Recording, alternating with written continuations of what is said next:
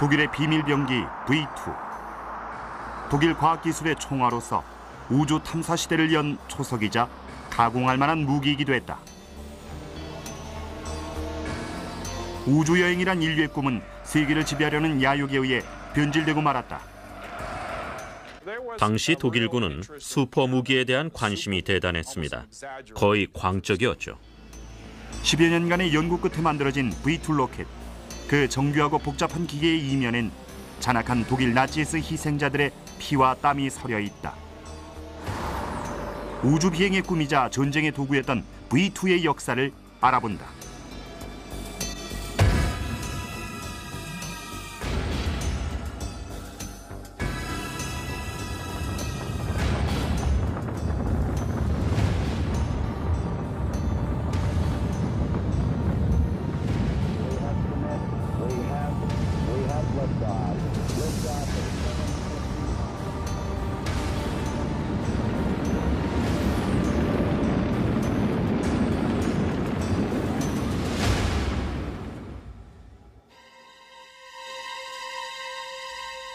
(1944년 9월 8일) 런던 서쪽 교외의 치스윅에 그야말로 우레와 같은 폭발이 일어났다. 뒤이어 후폭풍이 치솟아올랐다. 이 폭발로 깊이 3m, 너비 9m 크기의 웅덩이가 파였다. 3명이 사망하고 16명이 부상을 입고 20여 채의 가옥이 소실됐다. 16초 뒤에는 북서부에 있는 에핑에 또다시 폭발이 일어났다. 이 공포의 현장은 지난 2달 동안 런던 시민들이 날마다 겪어온 히틀러의 복수의 무기를 떠올리게 했다.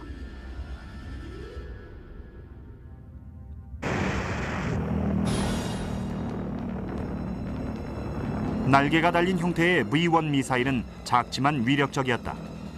공기 흡입식 엔진의 소음이 들려오다가 한동안 소리가 사라지고 난 뒤에 어김없이 폭발이 일어났다.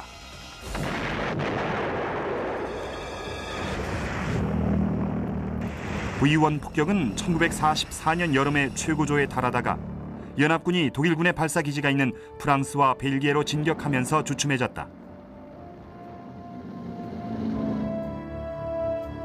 런던 시민들은 희망의 빛을 되찾았다. 길고 긴 시련이 끝나는 듯했다. 그러나 폭격은 다시 시작됐다. 아무런 경고도 없이 마른 하늘의 날벼락처럼. 갑작스런 폭격에 런던 시민들은 충격과 혼란에 빠졌다. 하지만 영국군 정보부에서는 상황을 짐작하고 있었다. 히틀러의 최후의 로켓 무기 V2. 암호명 빅벤으로 알려졌던 이 무기가 드디어 세상의 그 모습을 드러낸 것이다. 개발에만 10여 년이 걸린 이 로켓 폭탄이 런던 지역을 뒤흔든 사건은 전쟁 무기의 새 시대를 알리는 신호탄이었다.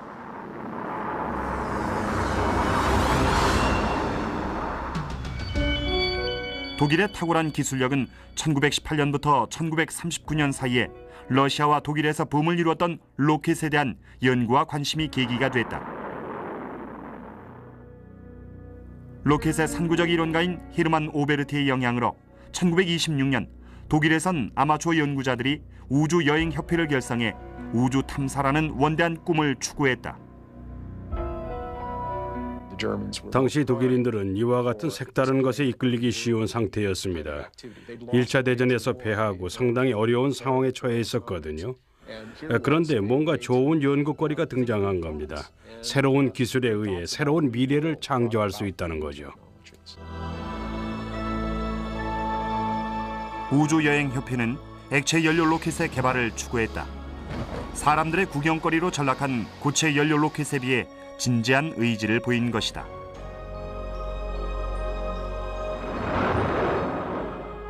협회에서 개발한 로켓이 사람들의 환성 속에 발사 시범을 보일 때 독일 군부에서도 민간 로켓 연구자들의 활동을 은밀하게 관찰하고 있었다.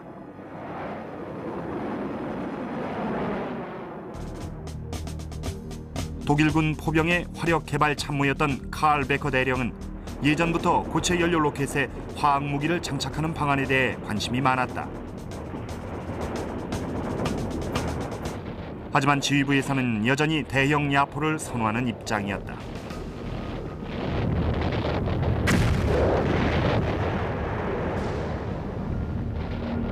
베커 대령은 기존 포의 한계를 잘 알고 있었다. 제1차 세계대전 당시 그는 프랑스 파리에 주둔했는데 거기에는 파리 주변 120km까지 공격할 수 있는 초대형 포가 있었다. 하지만 실제적인 효과는 없었다. 칼 베커는 두 가지 문제와 씨름하고 있었습니다. 하나는 화학 무기를 어떻게 사용할 것인가라는 것이고, 두 번째는 액체 연료였습니다. 이 문제들이 해결되면 획기적인 발전이 가능했으니까요. 말하자면 탄도미사일 같은 거죠. 독일군은 1919년 베르사유 조약에 의해 중화기 개발이 제약을 받고 있었지만 로켓에 관한 사항은 조약에 전혀 들어있지 않았다. 그러나 그게 로켓 개발의 근본적인 요인은 아니었다. 이에 대해 거의 모든 역사책마다 언급되는 해석을 보면 로켓이 베르사유 조약에 금지되지 않았기 때문에 독일군이 관심을 가졌다는 겁니다. 합법적으로 신무기를 개발할 수 있었으니까요. 하지만 독일군은 이미 베르사유 조약을 휴지 조각 취급하고 있었습니다. 베커 대령은 아마추어들이 로켓 연구를 공개적으로 과시하는 게 신경에 거슬렸다. 기습적인 전술 효과를 거두기 위해서는 로켓 병기가 철저한 보안 속에 개발되어야만 했다. 1932년 6월 독일 우주여행협회는 베를린 근교의 쿠머스도르프 사격장에서 비밀리에 로켓 발사 시범을 보였다. 이곳이 독일군의 로켓 병기 개발의 거점이었다.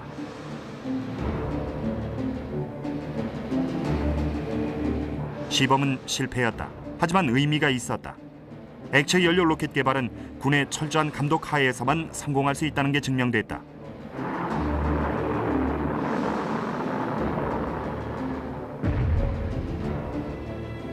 또한 베르너 폰 브라운이 독일 로켓 개발의 최전선에 나서게 되는 계기가 되기도 했다. 폰 브라운은 새로운 기술에 흠뻑 빠져 있었고 특히 천문학과 우주여행에 관심이 많았습니다. 하지만 관심뿐 아니라 아주 뛰어난 과학자이자 엔지니어로서 수학적 재능과 과학적 연구 능력이 대단한 천재였습니다. 독일군은 프러시아 귀족 출신의 이 젊은이에게 응용 물리학을 계속 연구하도록 지원해 주었다. 폰 브라운은 아마추어 로켓 연구 모임을 떠나 보다 현실적이고 자금이 풍부한 독일군의 무기 개발 프로젝트에 참여했다. 1932년 말경 독일은 대량 실업으로 인해 정치적 혼란과 사회 불안이 야기됐다. 거리 곳곳에서 폭력 시위가 발생했다. 바이마르 공화국은 존망의 위기에 처하고 말았다. 1933년 1월 30일 폰 브라운이 독일군의 로켓 개발에 참여한 지 몇 달 뒤에 아돌프 히틀러가 독일 총통이 됐다. 나치스 정권은 거침없이 권력을 장악했다. 독일군 수뇌부는 나치스 돌격대를 탐탁치 않게 여겼을지 모르지만 베커 대령으로선 골치 아픈 존재인 아마추어 로켓 연구자들의 싹을 잘라낼 기회를 얻은 셈이었다.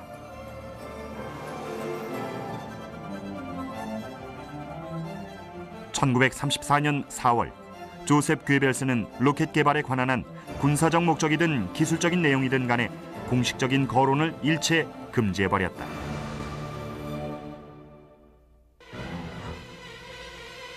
대중들의 입장에서 볼 때는 오랫동안 그들에게 신기한 볼거리를 제공해준 아마추어 로켓 연구자들은 완전히 사라진 셈이다.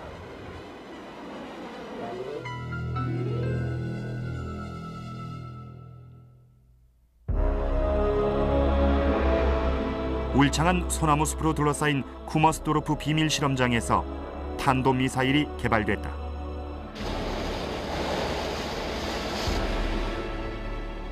당시 대학생이었던 폰 브라운이 조립이란 뜻의 아그레가트, 일명 A1을 만든 것이다. A1은 비록 발사에 실패했지만 그 후속작인 A2는 기존의 아마추어 로켓 기술을 완전히 뛰어넘었다. 1934년 12월에 2기가 발사됐다. 로켓 발사 관계자들은 북해의 보루쿰 섬이 발사지로서 적합한지를 보려고 현지 답사를 나갔습니다. 제대로 된 로켓 발사 실험장이 필요하다는 게 이유 중에 하나였죠. 쿠머스도르프는 너무 비좁고 보안에도 문제가 있어서 다른 데를 찾아보자는 거였습니다. A2 로켓의 성공은 독일 공군의 관심을 끌어냈다. 사령관 괴링이 이끄는 공군은 관료적인 간섭이 적었고 제트 로켓기와 같은 혁신적인 신기술에 대한 관심이 높았다. 공군에서는 로켓 개발 자금을 지원하겠다고 나섰죠.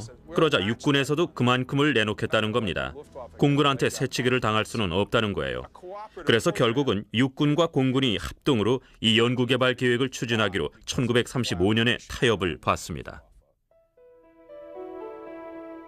1935년 12월 폰 브라운은 발티케 연안의 한 어촌 마을인 페네민데를 방문했다. 그곳은 첫눈에 마음에 들었다고 한다. 베를린에서 북쪽으로 240km 떨어진 페네민데는 자연의 모습 그대로였다. 새로운 로켓 개발 기지를 건설하기에 앞서 A4 탄도미사일의 무기 재원이 우선 확정돼야만 했다.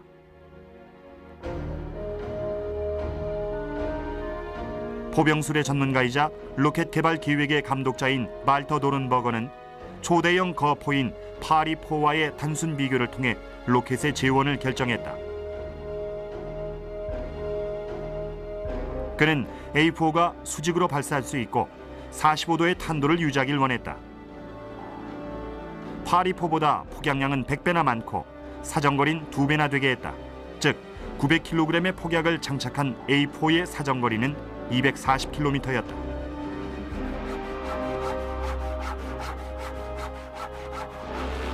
페네민데 해안가의 자연림 속에서 건설 인부들의 손길이 바빠졌다.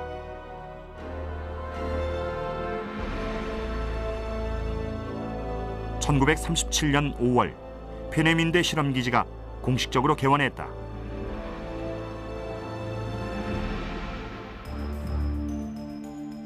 수백 명의 엔지니어와 그 가족들을 위해 거주지라고 부르는 현대식의 안락한 집과 편의시설이 제공됐다.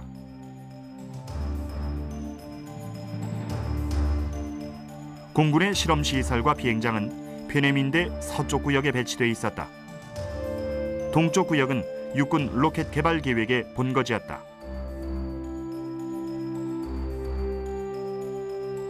메른헤어 폰 브라운이 기술 총감독이었다. 당시 그의 나이 25살이었다. 페네민데가 아직 건설 중인 동안 A3의 개발이 쿠머스도르프에서 진행되고 있었다. 당시로서는 상당히 큰 로켓이었습니다. 길이가 약 7m였죠. 수천 미터를 올라가도록 만들었어요. 최소한 3-4천 미터까지요. 기상 관측 장비를 부착해서 실험했지만 궁극적인 목적은 무기로서 개발하는 것이었습니다.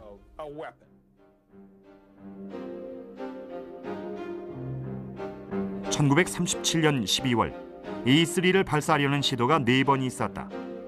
4번 모두 발사한 지 몇 초 만에 실패하고 말았다.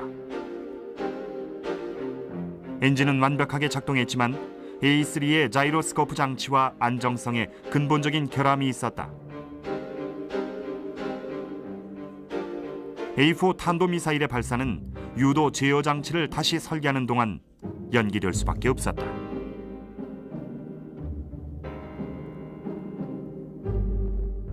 나중에 A3를 개조해 A5란 명칭을 붙였지만 실제로는 A3였다.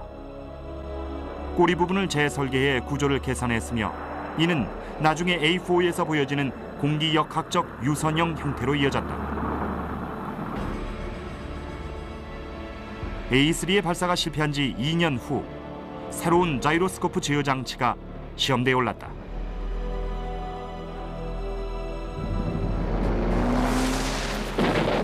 (1939년 10월) 히틀러가 폴란드를 침공했다. 프랑스와 영국은 즉시 독일과의 전쟁에 돌입했다. A5 로켓이 완성되는 동안 전쟁 상황은 급박하게 돌아갔다.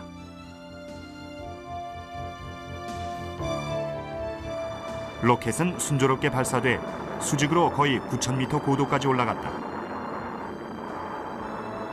그 후 무선 조종 낙하산이 펴진 가운데 로켓은 느릿느릿 바다로 떨어졌다. 제어 시스템이 완벽하게 작동했다. 며칠 뒤에 또 한 대의 A5 로켓이 목표했던 탄도 궤적을 성공적으로 통과했다. A5의 개발 단계에서 독일이 개발한 자이로스코프 유도 시스템은 1분 정도 미사일의 방향을 자동으로 조절할 수 있는 수준이었습니다. A4 로켓의 경우는 궤도 추진 단계에서 1분 정도만 유도해도 성공이라고 할 수 있었죠. 그게 쉬운 일이 아니었습니다. 미사일이 순식간에 시속 4,800km로 치솟아 올라 지상에서 3만 미터 고도까지 올라가게 되거든요. 대기의 밀도도 변하고 속력도 계속 변하기 때문에 상당히 어려운 과제입니다. 1940년 A5 발사가 20차례 넘게 이루어졌다. 이는 곧 A4를 목표로 한 준비 작업이었다.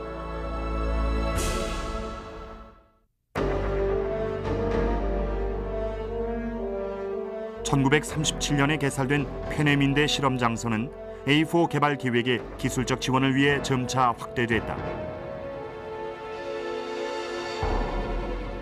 하지만 1939년 제2차 세계대전의 발발과 함께 페네민대의 학구적인 분위기는 사라지고 정치적 음모와 군 내부의 권력 암투 속에 끌려 들어가고 말았다. 1941년 독일은 위기에 빠졌다. 소련 침공작전은 혹한의 눈보라 속에 진퇴양난에 빠졌고 게다가 미국이 참전했다. A4 개발 계획은 촉박한 완료 시한과 주요 원자재의 부족 사이에서 어려움을 겪었다. 폰 브라운이 이끄는 개발팀은 A5 유도 제어 장치의 시험 단계에서 그보다 더 크고 복잡한 A4를 만들고 발사하는 쪽으로 나아갔다. 1942년 여름, 최초로 몇 기의 로켓들이 완성돼 발사를 기다리고 있었다. 그때까지의 로켓 가운데 가장 크고 복잡한 구조의 로켓이었다. 길이 14m, 너비는 2m가량이고 무게는 액화산소와 알코올의 혼합 연료를 가득 채웠을 경우 13톤에 육박했다. 엔진은 1936년에 발터 TL이 완전히 새로운 방식의 로켓 모터를 구상하면서부터 개발이 시작돼 왔다. 쿠머스도르프에서 개발했던 액체 연료 엔진은 불과 몇 톤의 추진력밖에 내지 못했습니다.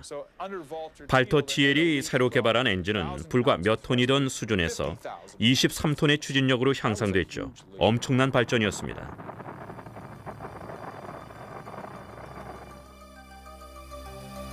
보다 발전된 기체 역학적 설계를 통해 A4 로켓의 안정적인 비행 체제를 뒷받침하는 형태를 만들어냈다. 지상에서 80km 상공까지 최대 시속 5,600km의 성능이었다. 대기권으로 다시 돌아올 때까지 내구성을 유지하기 위해 겉은 철판이 사용됐다. 또한 가볍고 작은 터보 펌프를 통해 극한의 온도에서도 추진제 공급이 원활하도록 했다. 흑연 소재의 제트 날개와 연결된 신형 자이로스코프는 엔진이 점화된 뒤 가장 중요한 최초 1분 동안의 방향 추진력을 제공한다. 10년 동안의 연구 개발 기간을 거친 이 탄도미사일 계획의 성패는 각종 내부 시스템이 얼마나 잘 작동하느냐에 달려 있었다. 그동안 독일군 수뇌부는 로켓의 완성이 수없이 지연되는데 지쳐 있었다. 새로이 개발된 펄스 제트 엔진 방식의 비행 폭탄인 피셀러 103호, 즉 암호명 체리 폭탄이 비용도 덜 든다는 점에서 그럴듯한 대안으로 떠오르기까지 했다. 이 폭탄도 살상력이 엄청난 것이었다. 6월 13일 최초의 A4가 발사 준비를 마치자 기대와 긴장감이 고조됐다.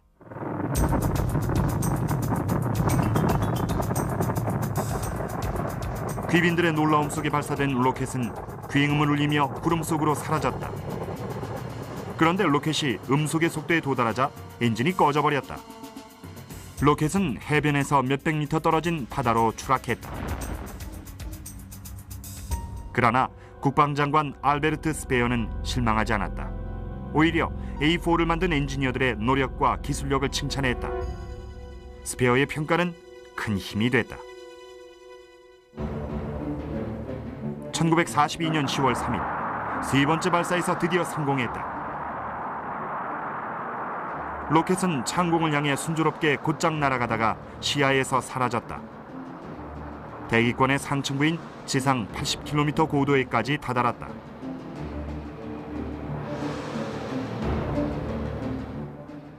총책임자 발터 도른버거는 그날 밤 장교 클럽에서 연설을 했습니다. 이제 비로소 우주선이 개발됐다는 내용이 언급됐죠. 그런데 그 연설 가운데는 우리가 모르는 내용도 들어있지 않았을까 하는 생각이 듭니다. 즉, 총통을 위해 막강한 무기를 만들었으며 곧 적에게 발사해볼 작정이라고요. 그는 히틀러와 나치스당의 열렬한 지지자였습니다. A4 로켓이야말로 영국을 제압해 승리를 가져올 것이라고요.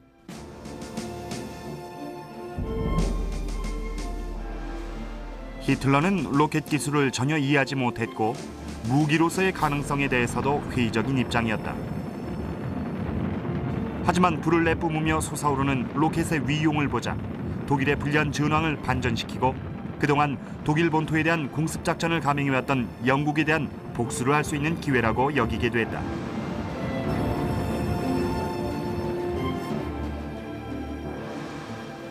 (1942년 11월 22일) 히틀러는 국방장관 알베르트 스페어에게 A4 로켓을 런던 공습에 집중 투입하라는 지시와 함께 본격적인 생산을 허락했다.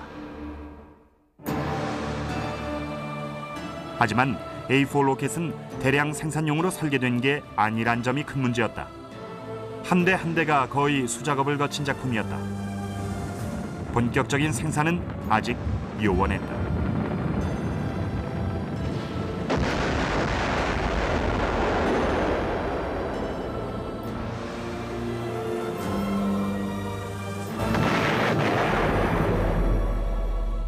게다가 독일 공군에겐 체리 폭탄이란 경쟁품도 있었다. A4보다 덜 복잡하고 1940년 영국에 대한 공중 전격전의 실패 이후 독일의 체면을 세워줄 무기로 기대됐다. 1943년 5월 페네민대 실험기지에 특별위원회가 소집돼 A4와 체리 폭탄을 비교해 결정하기로 했다. 국방장관 스페어의 영향력 덕분에 양쪽 다 연구 자금을 계속 지원하기로 했다. 불리한 상황에 처한 독일로서는 비밀 병기로서 전세를 역전시키는 쪽에 모든 기대를 걸 수밖에 없었다는 뜻이다.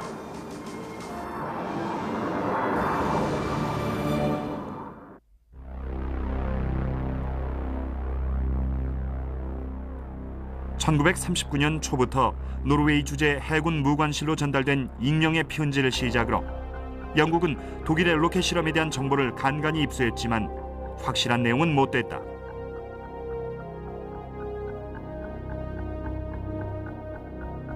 (1943년 6월 23일) 발틱 해안의 외딴 지점에 대한 공중 정찰 결과 확실한 단서가 잡혔다.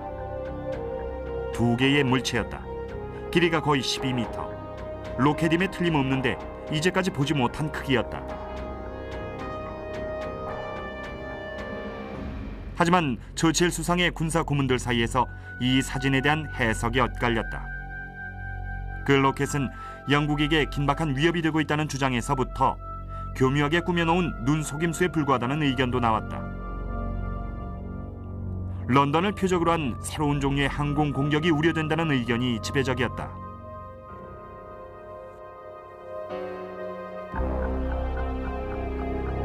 페네민대를 폭격하자는 결정이 내려졌다. 암호명 히드라 작전을 통해 영국 공군은 로켓을 개발하고 있는 독일의 엔지니어들을 공격 목표로 삼았다.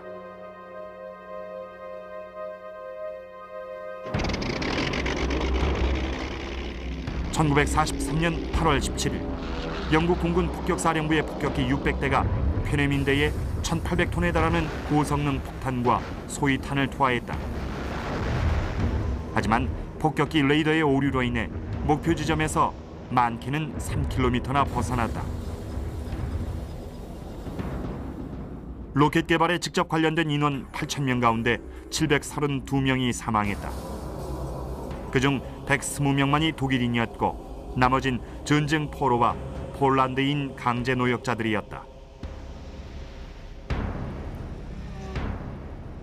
페네민대의 로켓 기술자들을 뿌리 뽑겠다는 목표는 이루어지지 못했다. 핵심 요원들 대부분이 방공호와 참호 속으로 안전하게 대피했다. 로켓 엔진을 개발했던 말터 TL 박사는 예외였다. 가족들과 함께 방공호에 숨어 있다가 직격탄을 맞아 사망했다. 그러나 중요한 실험 시설은 하나도 파괴되지 않았다. 페네민대 실험소는 실험 규모를 줄이긴 했지만 종전 때까지 연구 개발을 계속했다. 영국 공군의 폭격이 A4 개발에 큰 피해를 주지 못한 반면 나치스 내부의 주도권 쟁탈전이야말로 큰 영향을 끼쳤다.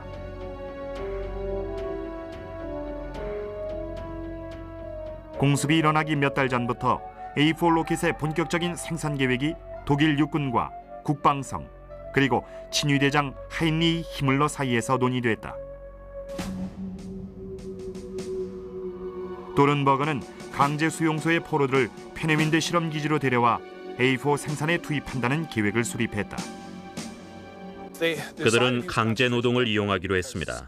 숙련 노동자들이 거의 없었거든요. 2차 대전이 중반에 접어들자 독일의 경제는 심각한 노동력 부족에 시달렸습니다. 거의 모든 사람이 전쟁터에 나갔으니까요. 특히 동부 전선에는 인력 부족이 극도로 심각한 상황이었죠. 따라서 갖가지 형태의 강제 노동과 부역이 독일의 전쟁 경제를 간신히 지탱하는 기반이었습니다.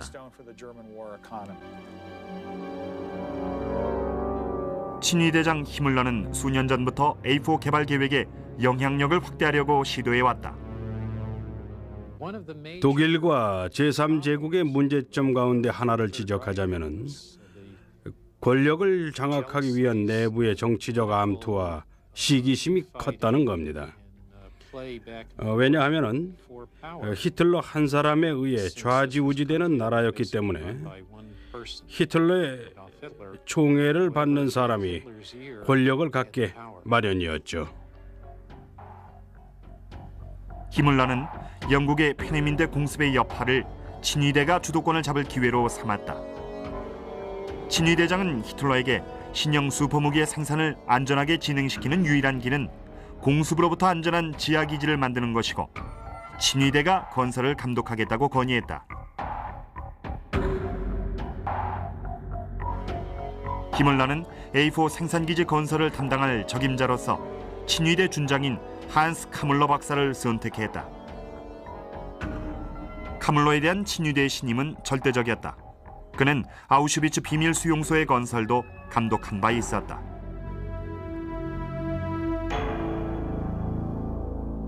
A4 생산기지로 적합한 곳은 노드하우젠이란 마을에서 가까운 독일 중부 지역의 하르츠 산악지대였다.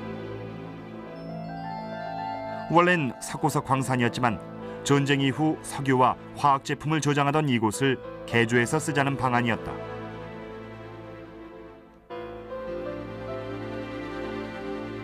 (1943년 8월 28일) 친위대는 무센발드 수용소에서 107명의 포로들을 이곳 광산으로 끌고 왔다.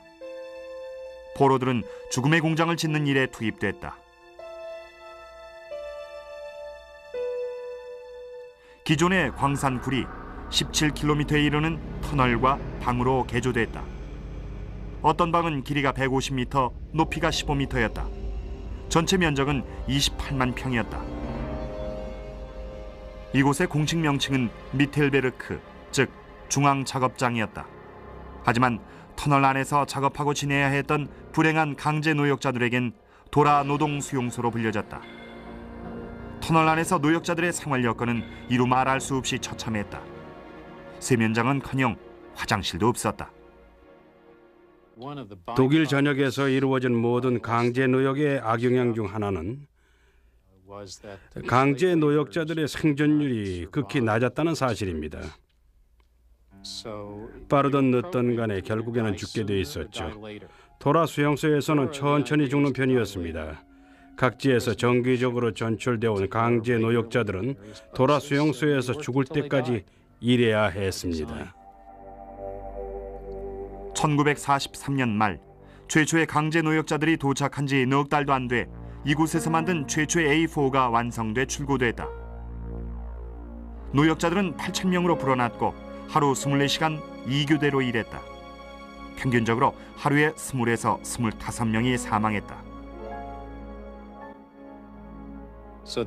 그래서 그곳에 화장터를 만들었습니다. 화장로가 하나밖에 없었는데 그것만 갖고는 감당하기 어려울 정도였죠. 그래서 시체를 화장로 밖에 장작 더미에서 직접 태우기까지 했습니다. 믿을 수 없을 만큼 단시간 내에 엄청난 인명 손실의 대가로 카물러와 노른버거 그리고 폰 브라운의 로켓 개발팀은 지하 깊숙한 곳에서 A4 로켓을 만들어냈다. 국방장관 스페어는 미국도 못 쫓아올 정도의 우수한 성과였다고 치하했다.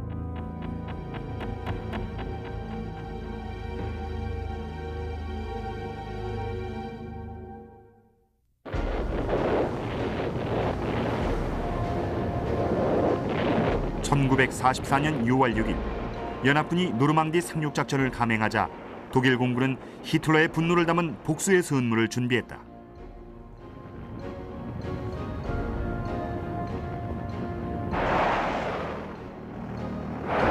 (6월 13일) 영국으로 처음 발사되는 8,000기의 비행폭탄이 긴 연기를 내뿜으며 발사대에서 날아갔다. 폭탄 하나에 약 1톤 정도의 고성능 폭약이 들어있었다.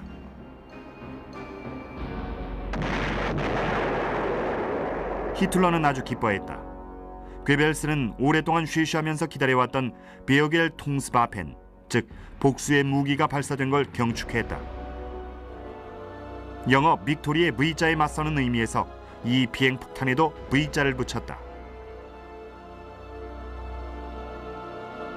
연합국 시민들에게 초기에 충격을 주긴 했지만 8월 말경이 되자 V1만으론 영국을 굴복시키거나 전세를 뒤집을 수 없다는 게 자명해졌다. V1은 시속 640km의 비교적 느린 속도에다 내부 설계의 결함 때문에 목표 지점에 도달하는 확률이 25%에 불과했다. 그럼에도 영국에서만 6,000명의 사망자를 냈다.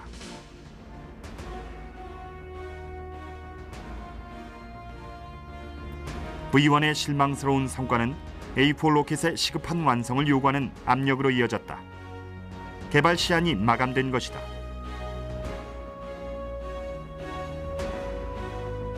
(1944년 9월 8일) A4는 드디어 두 번째 복수의 무기인 V2로 명명됐다. 그로부터 2달 동안 V2는 하루에 평균 2대꼴로 런던을 향해 발사됐다. 그러나 처칠 수상은 11월 10일까지도 이와 같은 공습의 내막을 의회에 공개하지 않았다. V1과의 차이점은 시민들이 피하지 못했다는 거죠. 언제 피해야 할지를 모르기 때문에요. 난데없이 엄청난 폭발이 일어나는데 희생되는 사람조차 뭐가 뭔지도 모르고 죽습니다. 사전 경보가 전혀 없으니까요. 어느 순간 그 장소에 있던 사람이 다음 순간에 이승에서 사라집니다. 아무런 경고도 없이 말이죠. 처칠 수상은 보복 차원에서 독가스를 쓰겠다는 주장을 폈다. 하지만 그의 군사고문과 미국의 반대로 저지됐다. V2에 대한 효과적인 대응책이 없었다. 시속 5,600km의 속도로 떨어지는 V2를 격추할 수도 없었고 발사 지점을 자주 옮기기 때문에 정확한 지점을 폭격하기도 어려웠다. V2라는 무기는 완전히 지하의 숨은 공장에서 만들어지는 데다가 숲속의 벌레나 동물처럼 발사 지점에 도착할 때까지 이리저리 이동하기 때문에 포착하기가 어렵죠. 생산기지에서 전선으로 옮겨 보내는 과정에서 일부가 연합군 폭격기에게 당하기도 했다. 하지만 일단 이동 발사대에 설치된 상태에서 파괴된 경우는 없다. 이와 같은 경험은 50년 뒤 걸프전에서 이라크의 스커드 미사일에서도 다시 드러났다.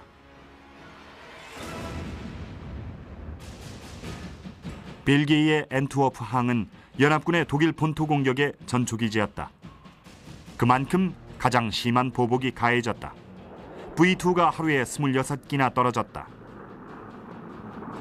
1944년 12월 16일 한 기가 사람들이 모여있던 극장에 떨어져 567명이 사망했다. V2 공격으로 인한 피해 가운데 최대 규모였다.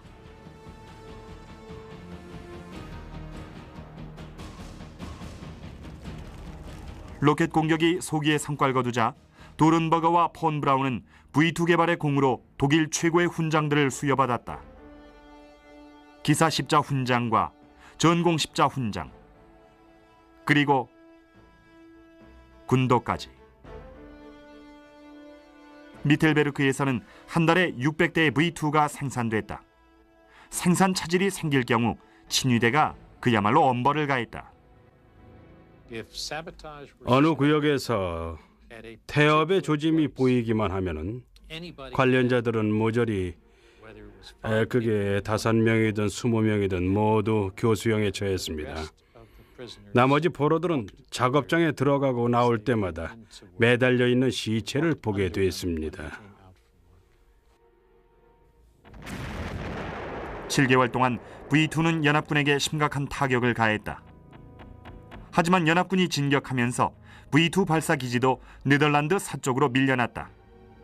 290km 사정거리가 거의 한계점에 다다른 위치였다. 1945년 3월 말경 영국군과 캐나다군이 네덜란드로 진격하자 V2 공격은 잠잠해졌다. 3월 28일 브뤼셀에 떨어진 V2가 마지막이었다. 사흘 뒤에 마지막 V1 공격이 있었다.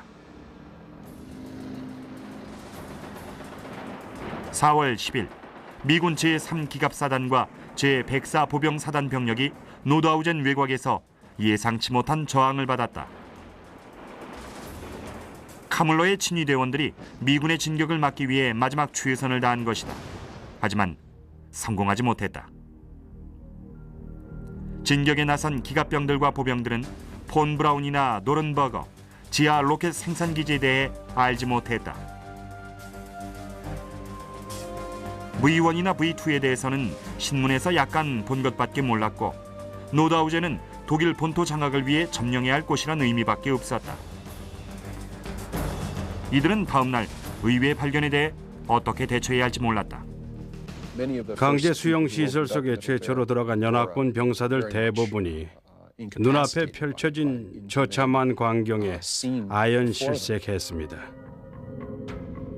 강제 수용 시설에 들어간 미군 병사들은 600여 명의 사람들이 거의 죽어가고 있는 처참한 상황을 목격했다. 강제 노역자 3만 명 가운데 대부분이 일주일 전에 다른 곳으로 이송된 뒤였다. 병든 사람들 내버리고 간 잔악성에 비해 로켓 생산기지 자체는 고스란히 남아 있었다. 눈앞에 처참한 광경과 비인간적인 강제 노동의 실상에 대한 놀라움이 어느 정도 가시자 공상 과학 소설에나 나올 법한 기술로 만든 것들이 눈에 띄었습니다. 미군들은 이 기술들이 엄청난 가치가 있다는 걸 깨달았습니다. 그래서 로켓의 원자재들을 수집하기 시작했죠. 원래 상태 그대로 남아있는 V2 로켓은 불과 10여 대에 불과했거든요. 다들 이리저리 찾아보느라 법석을 떨었습니다.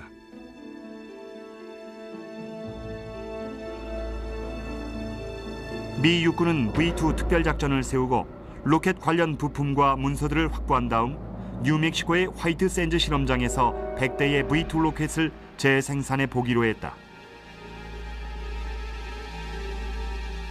이 작전의 이면엔 로켓 기술에 있어서 소련과 영국을 앞지르겠다는 의지가 담겨 있었다.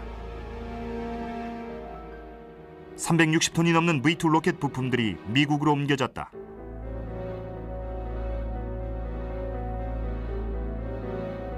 영국도 미국의 협조를 얻어 이 미사일에 대한 기술적 분석을 실시했다. V2 몇 대를 국수헤이븐 근처의 해군포 사격장에서 북해 쪽으로 발사하는 실험도 해봤다. V2는 독일로서는 완전히 실패로 끝났지만 연합국에게는 아주 귀중한 자산이 됐다는 역설적인 측면이 있습니다. 독일이 천문학적인 자금을 투자해 개발한 기술이었지만 군사적 무기로서 그만한 성과를 거두지는 못했죠. 하지만 탄도미사일의 엄청난 잠재력을 깨달은 미국과 소련으로서는 아주 핵심적인 기술이었습니다.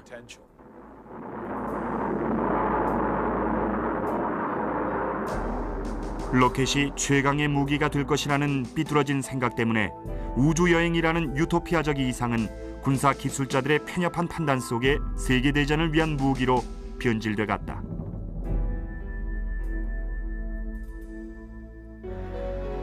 (10년간의) 연구 개발 끝에 나온 V2였지만 폭약의 총 투하량은 연합군 폭격기들의 폭탄 투하량의 4분의 1에 그치고 말았다.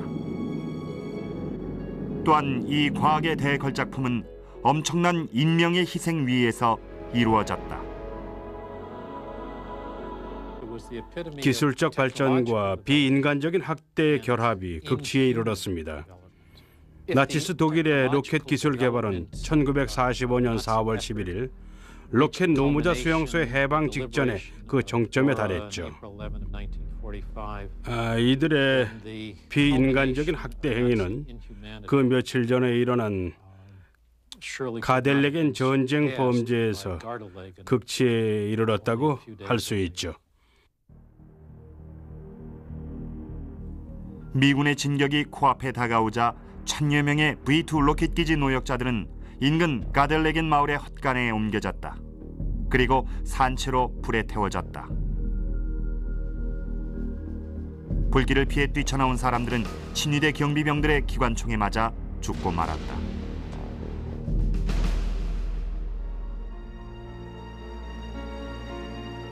(1945년 5월 2일) 아침 카물러의 친위대에 의해 바바리안 알프스 지역의 비밀리에 격리 보호돼 있던 500여 명의 로켓 기술자들 가운데는 폰 브라운도 있었다. 몇 주 전에 자동차 사고로 팔을 다친 그는 깁스를 한 채 침착하고 우아한 태도로 미군들에게 투항했다. 미군들은 날 구타하거나 해치지 않았다. 오히려 계란 후라이까지 먹여줬다. 라고 그는 나중에 회고했다.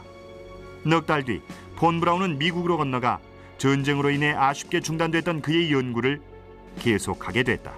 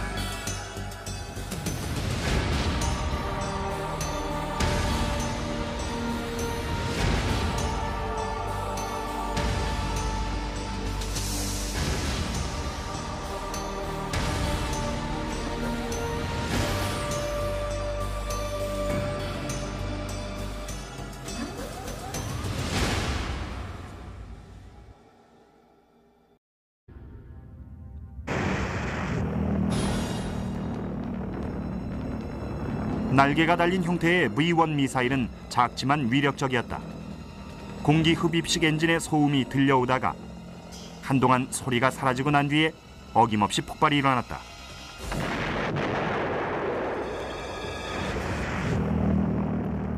V1 폭격은 1944년 여름에 최고조에 달하다가 연합군이 독일군의 발사기지가 있는 프랑스와 벨기에로 진격하면서 주춤해졌다. 런던 시민들은 희망의 빛을 되찾았다. 길고 긴 시련이 끝나는 듯했다. 그러나 폭격은 다시 시작됐다. 아무런 경고도 없이 마른 하늘의 날벼락처럼. 갑작스런 폭격에 런던 시민들은 충격과 혼란에 빠졌다. 하지만 영국군 정보부에서는 상황을 짐작하고 있었다. 히틀러의 최후의 로켓 무기 V2, 암호명 빅벤으로 알려졌던 이 무기가 드디어 세상의 그 모습을 드러낸 것이다. 협회에서 개발한 로켓이 사람들의 환성 속에 발사 시범을 보일 때 독일 군부에서도 민간 로켓 연구자들의 활동을 은밀하게 관찰하고 있었다.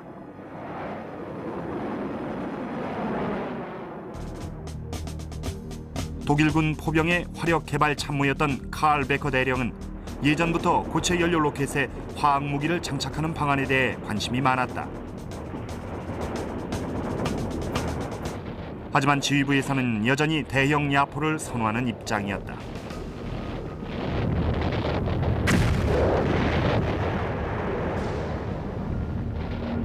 베커 대령은 기존 포의 한계를 잘 알고 있었다. 제1차 세계대전 당시 그는 프랑스 파리에 주둔했는데 거기에는 파리 주변 120km까지 공격할 수 있는 초대형 포가 있었다. 하지만 실제적인 효과는 없었다. 칼 베커는 두 가지 문제와 씨름하고 있었습니다. 하나는 화학 무기를 어떻게 사용할 것인가라는 것이고, 두 번째는 액체 연료였습니다. 이 문제들이 해결되면 획기적인 발전이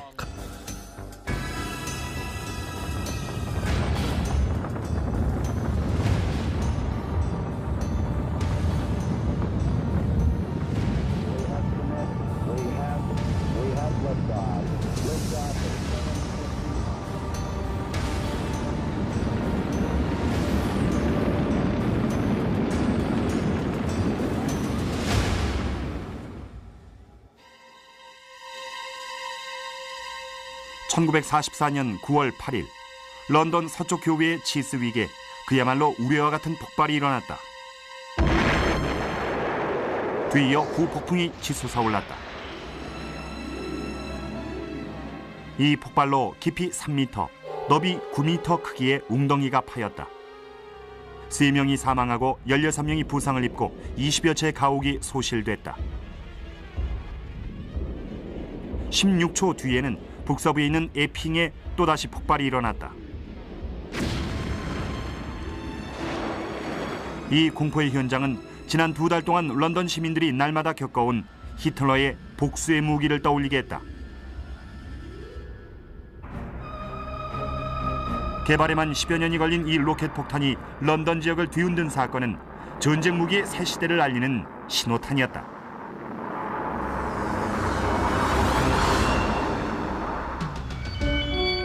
독일의 탁월한 기술력은 1918년부터 1939년 사이에 러시아와 독일에서 붐을 이루었던 로켓에 대한 연구와 관심이 계기가 됐다. 로켓의 선구적 이론가인 헤르만 오베르트의 영향으로 1926년 독일에선 아마추어 연구자들이 우주여행협회를 결성해 우주 탐사라는 원대한 꿈을 추구했다.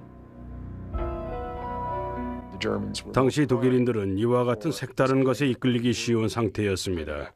1차 대전에서 패하고 상당히 어려운 상황에 처해 있었거든요. 그런데 뭔가 좋은 연구거리가 등장한 겁니다. 새로운 기술에 의해 새로운 미래를 창조할 수 있다는 거죠. 우주여행협회는 액체 연료 로켓의 개발을 추구했다. 사람들의 구경거리로 전락한 고체 연료 로켓에 비해 진지한 의지를 보인 것이다.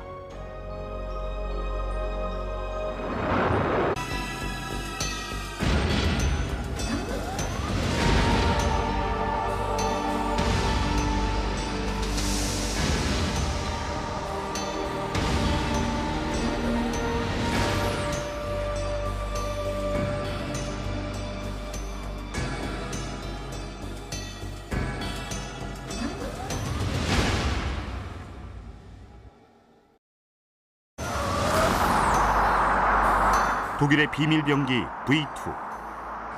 독일 과학기술의 총화로서 우주 탐사 시대를 연 초석이자 가공할 만한 무기이기도 했다. 우주여행이란 인류의 꿈은 세계를 지배하려는 야욕에 의해 변질되고 말았다. 당시 독일군은 슈퍼 무기에 대한 관심이 대단했습니다. 거의 광적이었죠. 10여 년간의 연구 끝에 만들어진 V2 로켓.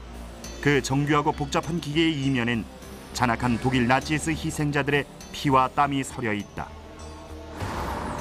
우주 비행의 꿈이자 전쟁의 도구였던 V2의 역사를 알아본다.